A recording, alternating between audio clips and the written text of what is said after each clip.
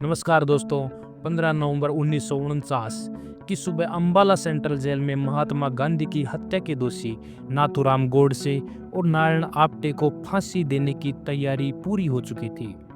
फांसी की तख्त की तरफ जाते वक्त उन्होंने अखंड भारत अमर रहेगा का नारा लगाया। फांसी के बाद जेल में ही उनका अंतिम संस्कार कर दिया गया। इस घटना को आज 75 साल पूरे हो चुके हैं। महात्मा गांधी की हत्या में 9 आरोपी थे। उन पर 8 महीने तक लाल किले में बनी ट्रायल कोर्ट में सुनवाई हुई। गोडसे और आप्टे को फांसी हुई, कुछ को उम्र कैद हुई और कुछ बाद में बरी हो गए, लेकिन विनायक दामोदर सावरकर दोष मुक्त हो गए। आज की इस वीडियो में जानेंगे आखिर कौन सी दलीलों ने सावरकर को सजा से बचाया। सबसे पहले बात महात्मा गांधी की हत्या वाले दिन की। 30 जनवरी 1948 शाम के 5:15 बजे थे। भारत को आज़ादी मिले हुए अब 6 महीने पूरे हो चुके थे। महात्मा गांधी दिल्ली के बिरला मंदिर में प्रार्थना सभा के लिए जा रहे थे।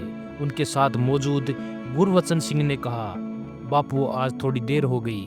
गांधी जी मुस्कुराए और बोले, जो देर करते हैं उन्हें सजा मिलती है। और कुछ ही मिनट बाद एक शख्स सामने से आया और 3 गोलियां गांधी जी के सीने में उतार दी। यह शख्स नाथूराम गोडसे था। गोली मारने के बाद गोडसे ने भागने की कोशिश की, लेकिन भीड़ ने पकड़ लिया। जल्द ही साजिश में शामिल नारायण आप्टे और विष्णु करकरे भी गिरफ्तार हुए। 6 दिन बाद मुंबई पुलिस सावरकर के घर पहुंची। क्या मुझे गांधी जी की हत्या के मामले में गिरफ्तार करने आए हो?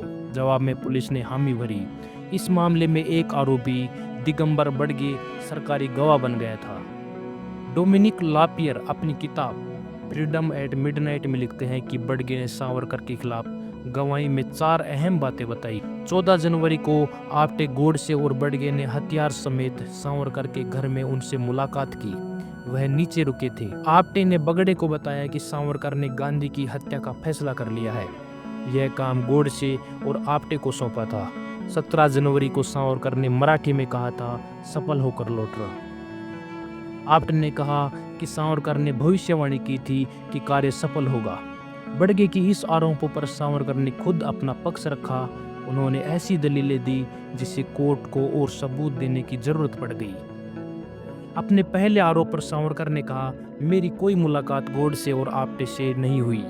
इसे साबित ही नहीं किया जा सकता। मेरे घर में अक्सर लोग आते जाते रहते थे।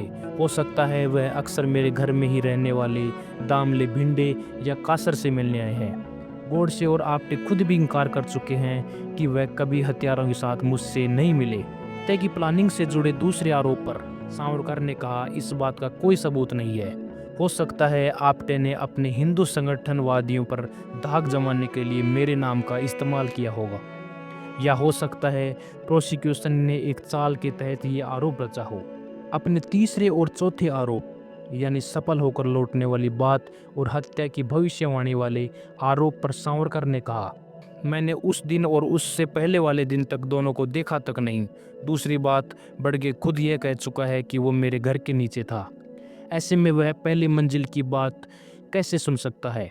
अगर मैंने गोडसे और आप्टे से कहा भी हो कि सफल होकर लौटना, तो यह कैसे माना जाए कि मैं इस मामले में यह कहा होगा? हो सकता है मैंने दोनों को हमारे डेली न्यूज़पेपर अग्रणी या हिंदू राष्ट्र प्रकाशन लिमिटेड के शेयर बेचने के लिए कहा हो। इन दलीलों से गांधी जी की हत्या के मामले में सावरकर बरी कर दिए गए, क्योंकि आरोप साबित करने के लिए कोई स्वतंत्र प्रूफ नहीं था।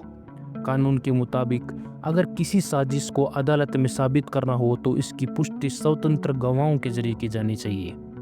हालांकि यह सस्पेंस आज भी बरकरार है कि अगर निचली अदालत ने सावरकर को बरी किया था तो सरकार ने हाई कोर्ट में अपील क्यों नहीं की। इस केस के आरोपियों में से एक डॉक्टर दत्तात्रेय सदाशिव परचूरे के वकील PL इनामदार ने अपने संस्मरण the story of the red fort trial 1948-49 में लिखा है कि गोडसे यह उम्मीद कर रहा था कि सावरकर उसकी तारीफ करेंगे, लेकिन सावरकर ने एक बार भी उसकी ओर देखा तक नहीं। दोस्तों, ऐसे ही वीडियो के लिए हमारे चैनल को लाइक और सब्सक्राइब करें।